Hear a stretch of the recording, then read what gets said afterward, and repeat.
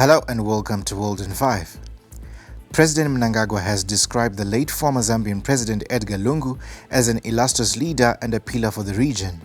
He was speaking while signing the condolence book at the Zambian embassy in Harare yesterday. Our correspondent Tafaras Buchiwe has the details.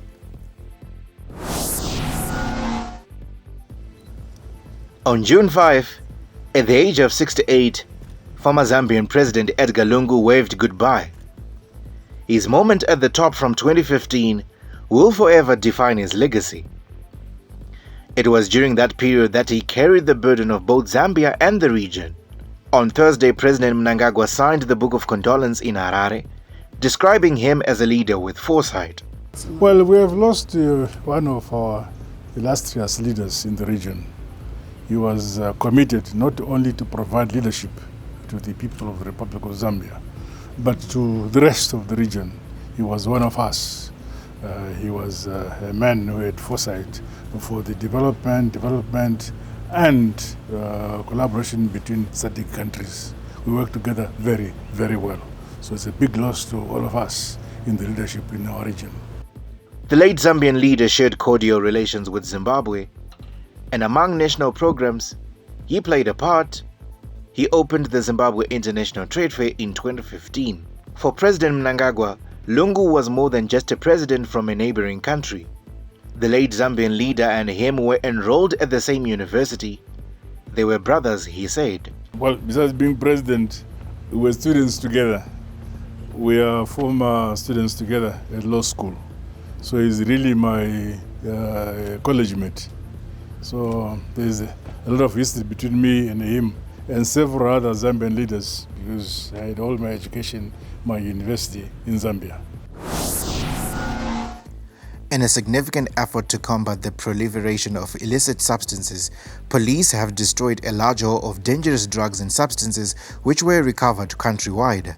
The operation saw a total of over 10,000 suspects arrested since January this year.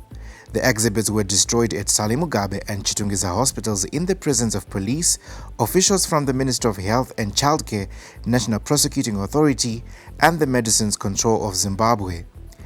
The destroyed drugs consisted of over 300 kilograms of daga, 15.86 kilograms of crystal meth, and 214 kilograms of unregistered unspecified medicines. The police also destroyed over 14,000 liters of unregistered unspecified medicines in Chitungisa. So figures are being given regularly. In the as of January, we can safely say over 10,000 suspects have been arrested. We include suppliers, we include users, and these also include drug barons.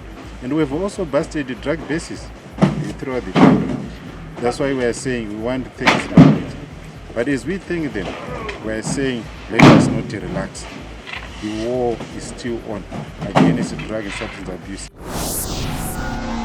Commissioner Nyati said the destruction is a culmination of efforts from different stakeholders, adding that some of the drugs were intercepted from cross-border traders at the country's point of entry and exit. We can't say there is a reduction or any increase, because this is a war which the country is fighting in terms of drug and substance abuse in the country. Remember, the issue of drug and substance abuse is affecting everyone. The youth, the old, the employed, the unemployed.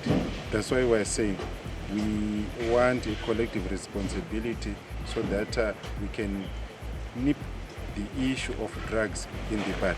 But so far, so good, because on a weekly basis, the police has been effecting arrests throughout the country, to be honest. And I want to thank everyone who has been giving information to the police and urge the public to remain alert and not to support or to be misled by drug barons who may think that they are above the law. Yet the law is very clear, and the law will take its course without fear or favor. The government has signed an agreement with 6 banks which are set to offer mortgage facilities to help farmers get their title deeds. The title deeds program is meant to secure property rights for homeowners in areas previously regarded as informal. Speaking on the sidelines of a research symposium held at the University of Zimbabwe, the Minister of Agriculture, Dr. Anxious Masuka, indicated the banks will offer mortgage facilities to farmers for a 20-year period, and this will allow them to use their land as collateral to get loans and improve agricultural productivity. We also now know that the value will be about $1,075,000,000 that will be given to 135,000 tobacco farmers. So each farmer is likely to get over $8,000 as a result of tobacco.